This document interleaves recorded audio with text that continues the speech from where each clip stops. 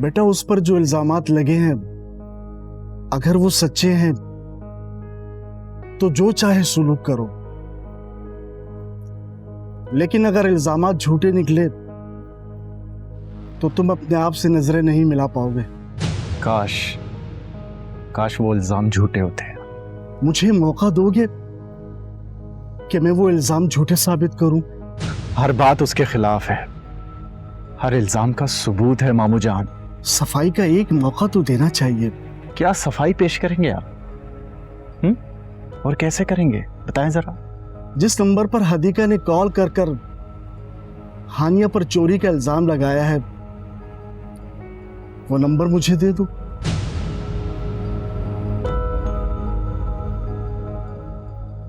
अब आप अपनी तहकीक के जरिए हमें बदनाम करेंगे। तहकीक इसलिए जरूरी है बेटा कि तुमने तहकीक नहीं की। बहुत जज्बाती हो फरहान,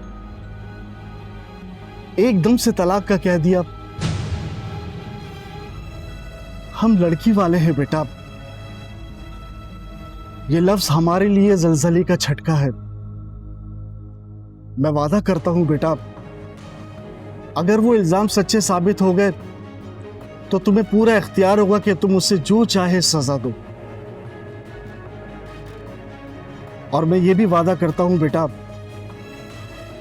अगर इल्जामात झूठे साबित हुए तो सिर्फ तुमसे कहूंगा, किसी और पर किसी तरह ब्लेम नहीं करूंगा।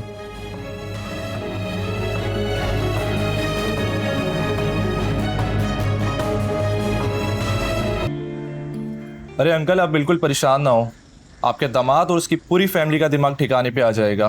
आप हुक्म तो करें। अरे नहीं बेटा, ऐसा कुछ नहीं चाहिए। फरहान थोड़ा सा जज्बाती है, अपनी माँ और बहन की बातों में आ जाता है, वरना हदीका के हक में बुरा नहीं है।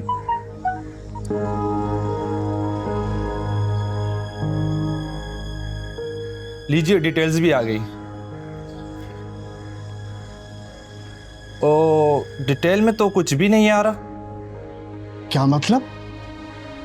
मतलब यह है कि अंकल, ये सिम 4 दिन पहले ही निकलवाई गई है और रजिस्टर्ड करने के बाद इसे अभी तक किसी फ़ोन में भी नहीं डाला गया, तो कॉल डेटा कहाँ से आएगा? ये कैसे हो सकता है? ये सिम किसके नाम पर है? ये सिम है सुरैया बेगम जोजा मकबूल अहमद।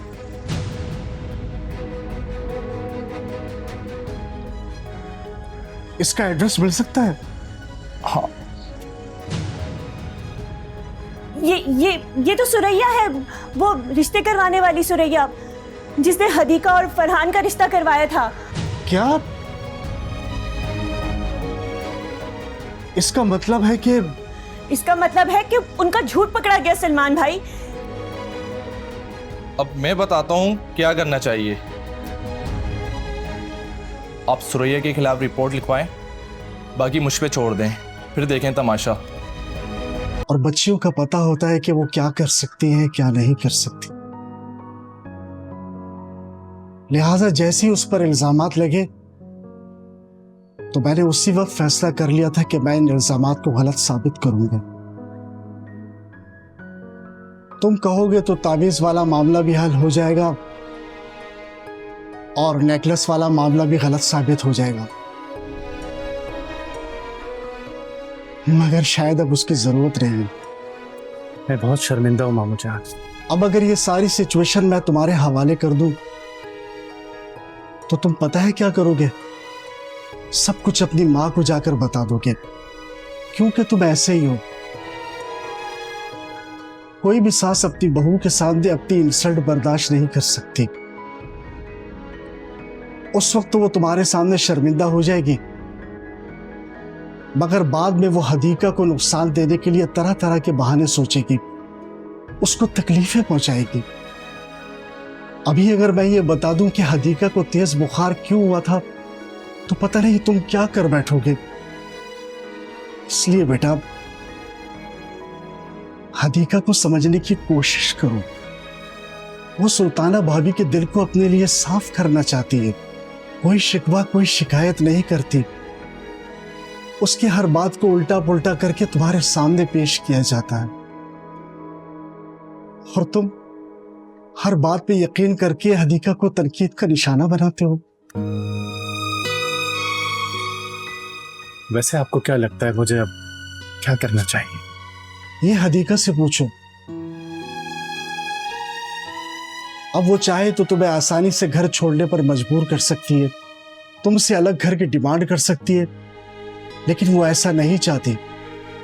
वो चाहती है कि तुम अपनी फैमिली के साथ खुश रहो और ये वही बताएगी कि वो तुम्हारी फैमिली में किस तरह एडजस्ट हो सकती है।